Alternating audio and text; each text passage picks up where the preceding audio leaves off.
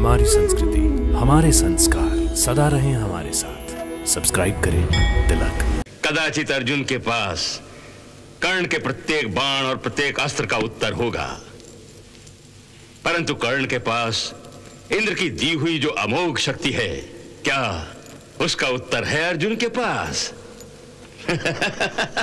अर्जुन के पास इंद्र की दी हुई इस अमोघ शक्ति का कोई उत्तर नहीं है, क्योंकि जिस किसी पर भी इस शक्ति का प्रयोग होगा उसका वध अनिवार्य है। मैंने अब तक इस शक्ति का प्रयोग नहीं किया है, क्योंकि शक्ति पर मैंने अर्जुन का नाम लिखा है, अर्जुन का। कल मैं सर्वप्रथम अर्जुन के साथ युद्ध करूंगा और अपनी अमोघ शक्ति का प्रयोग करके अपने परम शत्रु अर्जुन का वध करूंगा। जब आप स्वयं अर्जुन का साथ देते हुए अपनी मित्रता निभा रहे हैं, तो फिर मुझे अपनी मित्रता निभाने से क्यों रोक रहे हैं? केवल धर्म के लिए। धर्म मित्रता से बड़ा होता है कर्ण। परंतु मेरे लिए मित्रता ही परम धर्म है, और कोई धर्म मित्रता से बढ़कर नहीं है मधुसूदन। परंतु मेरी माता का संबंध युद्ध से कैसे है? यह तो तुम्हें तब पता चलेगा जब तुम्हें अपनी माता का नाम मालूम हो जाएगा। बताओ, क्या तुम अपनी माता का नाम जानना चाहोगे? अवश्य जानना चाहूंगा केशव, अवश्य ही जानना चाहूंगा। परंतु तुम तो अपनी माता से घृणा करते हो। हे प्रभु, अब भी तुमसे यही प्रार्थना है कि मेरी लाज की रक्षा करो। मैं किस मुंह से कर्ण को कहूं कि मैं उसकी मां हूं, और ये भी कि मैंने उसे अपनी कौमार अवस्था में जन्म दिया। नहीं प्रभु, नहीं। एक मां अपने पुत्र के सामने कैसे इतनी निर्लज्ज हो सकती है? कैसे इतनी निर्लज्ज हो सकती है? नहीं प्रभु, नहीं। मुझे इस दुविधा में मत डालो। मुझे पर्दे के पीछे ही रहने दो। लेकिन कर्ण को इतना तो बता दो कि पांडव उसके भाई हैं, ताकि कर्ण के हाथों अपने भाइयों की हत्या का अधर्म ना हो। हे प्रभु, तुम तो धर्म की रक्षा करने के लिए ही आए हो ना, फिर अपने धर्म की रक्षा नहीं करोगे? कर्ण को ये नहीं बताओगे कि पांडव उसके भाई हैं? कर्ण के हाथों अपने भाइयों की हत्या का अधर्म मत होने दो प्रभु। कर्ण को रोक लो, कर्ण को ये अधर्म करने से रोक लो प्रभु, रोक लो कर्ण को ये अधर्म करने से रोक लो, रोक लो।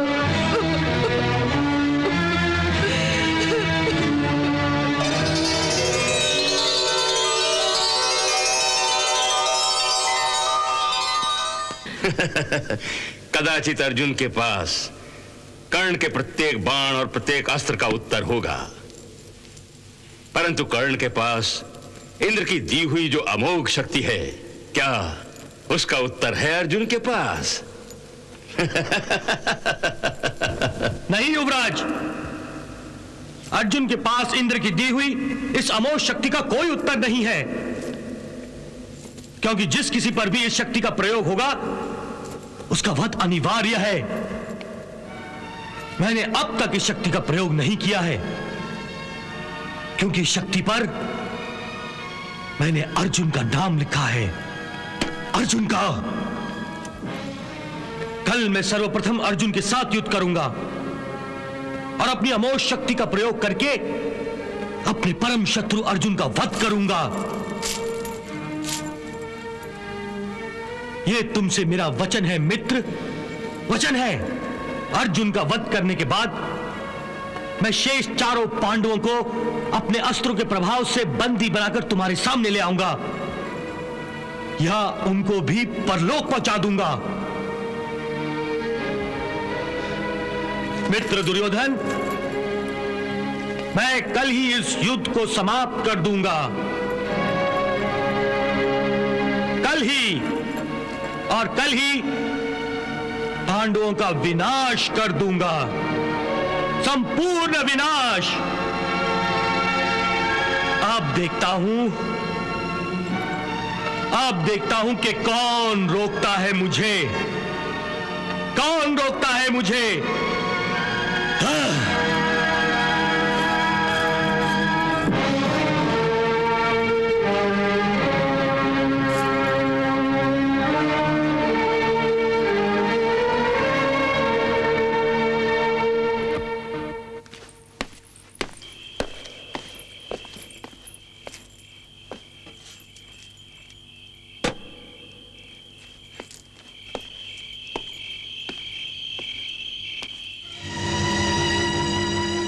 वासुदेव,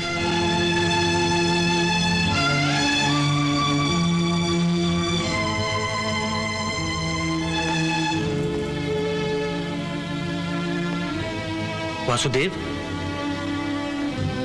आप और यहां? हाँ कर्ण, मैं तुम्ही से मिलने आया हूं। मुझसे मिलने? क्या पांडवों ने फिर आपको शांति का प्रस्ताव लेकर भेजा है? शांति का नहीं, मित्रता का प्रस्ताव लेकर आया हूं, अपनी ओर से। परंतु आप गलत शिविर में आए हैं, ये शत्रुओं का शिविर है। कर्ण, युद्ध के नियमों के अनुसार सूर्यास्त से लेकर सूर्योदय तक कोई किसी का शत्रु नहीं होता, इसलिए सूर्योदय होने तक हम शत्रुता को भुलाकर क्यों ना मित्रता की बातें करें।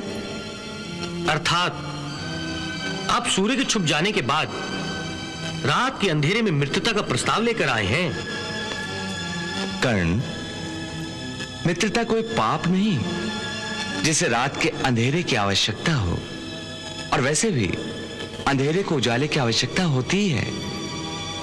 इसलिए इस रात के अंधकार को यदि हमारी मित्रता के दीपक का उजाला मिल जाए तो इसमें बुरा क्या है? जब तक युद्ध समाप्त नहीं हो जाता, शत्रु से ना तो दोस्ती हो सकती है और ना ही कोई संधि हो सकती है। इसीलिए मैं इस युद्ध को समाप्त करने की एक योजना लेकर आया हूं। नहीं केशव, अब योजनाओं का समय नहीं रहा, युद्ध शुरू हो चुका है। अब इस युद्ध को बीच में कोई भी नहीं रोक सकता। एक पुरुष है जो इसे रोक सकता है, और यदि वो चाहे तो इसे तुरंत समाप्त भी कर सकता है। कौन है वो? तुम। मैं? हाँ कर्ण, तुम। वो कैसे? कर्ण, भीष्म पितामह इस युद्ध में धर्म कांटे की भांति थे, जिन्होंने दोनों पलड़ों को एक स्तर पर बराबर बराबर रखा था। फिर भी वो कौरव सेना के आधार स्तंभ थे। परंतु अब जब युद्ध भूमि में भीष्म नहीं रहे तो आधार स्तंभ कौन होगा तुम जानते हो? पितामह भीष्म के बाद तुम्हारे सहयोग के बिना इस युद्ध को जारी रखने के बारे में दुर्योधन सोच भी नहीं सकता।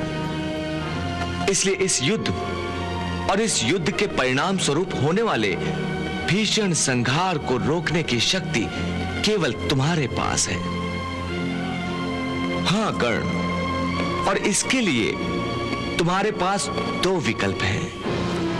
एक ये कि तुम इस युद्ध में किसी भी प्रकार से सम्मिलित होने से इनकार कर दो, और दूसरा ये कि मैं पांडवों की ओर से युद्ध करूं। बिल्कुल यही। वासुदेव, आपका मस्तक तो ठीक है ना?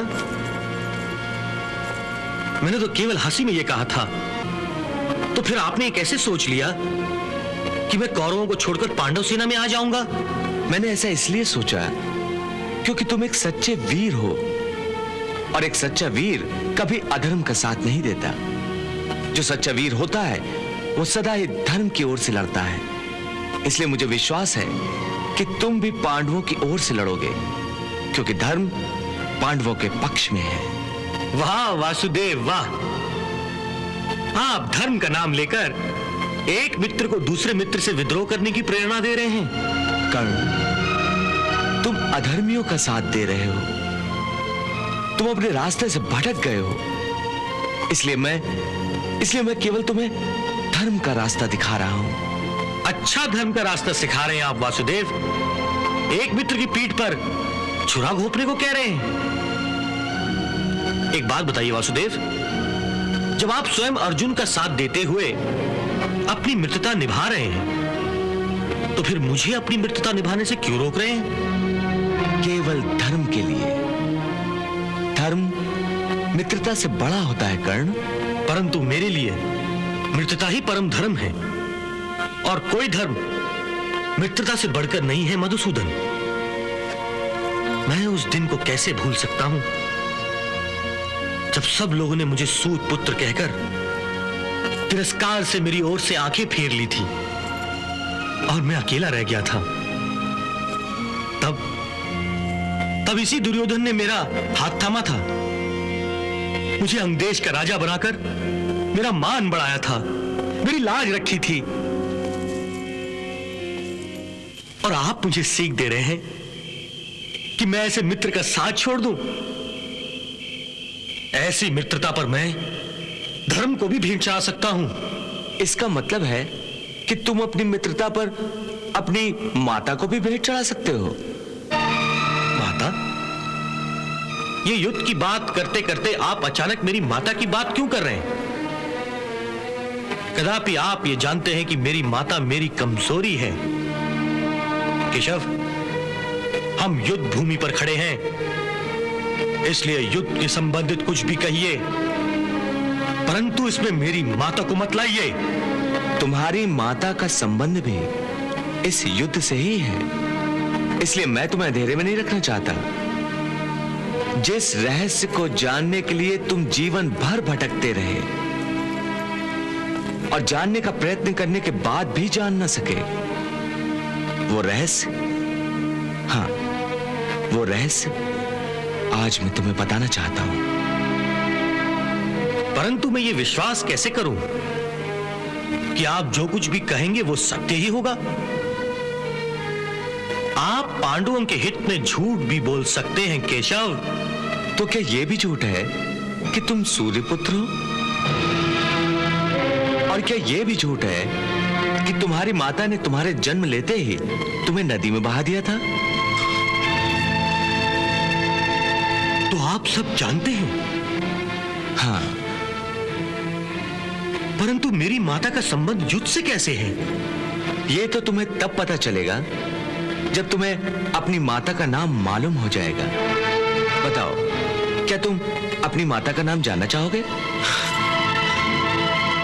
अवश्य जानना चाहूंगा केशव, अवश्य ही जानना चाहूंगा। परंतु तुम तो अपनी माता से घृणा करते हो। हाँ, ये सच है कि मैं उनसे घृणा करता था, क्योंकि उन्होंने मुझे जन्म देते ही त्याग दिया था। परंतु जब पिताश्री ने मुझे यह बताया कि वे ऐसा करने पर विवश थीं, तो मेरी यह घृणा अपने आप ही समाप्त होने लगी। हो सकता है कि वो जानती ही ना हो कि मैं इस समय कहां हूं। वो जानती हैं। जानती हैं? कौन है वो? बताइए ना केशव, क्या नाम है उनका? तुम अपनी माता का नाम सुन नहीं सकोगे। क्यों नहीं सुन सकूंगा? होश उड़ जाएंगे तुम्हारे उनका नाम सुनकर। मेरा हृदय इतना कोमल नहीं है केशव। सोच लो, दोस्ती और दुश्मनी के सारे रिश्ते ही बदल जाएंगे। इस महायुद्ध की परिभाषा ही बदल जाएगी तुम्हारे लिए। युद्ध की परिभाषा बदल जाएगी? इस तरह रहस्य की बातें कहकर आप मुझे और परेशानी में क्यों डाल रहे हैं? मेरी व्याकुलता को और मत भड़काइए। बताइए ना, क्या नाम है मेरी माता का? बताइए। ठीक है, तो तुम में सुनने की हिम्मत है तो सुनो। हाँ, बताइए ना। तुम्हारी माता का नाम है? रुक चुके वासुदेव, बताइए ना मेरी माता का नाम। कुंती।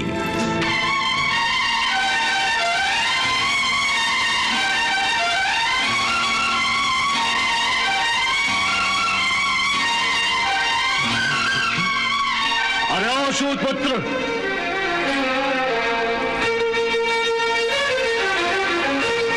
किस प्रकार यज्ञ की अग्नि के समीप रखे हुए पुरोडाश को कुत्ता पा नहीं सकता, उसी प्रकार तू भी किसी राज्य का उपभोग करने का अधिकारी भी नहीं है।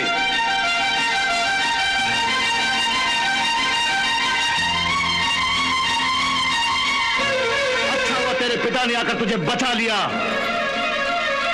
अब जा, घोड़े की लगाम थाम कर रथ चला। अरे जरा अपने मित्र से तो पूछो कि वो अधिरथ का पुत्र है या किसी और का। मैं किसी और का पुत्र नहीं हूं राजकुमार भीम, मैं इन्हीं का पुत्र हूं, इन्हीं का एक सारथी का।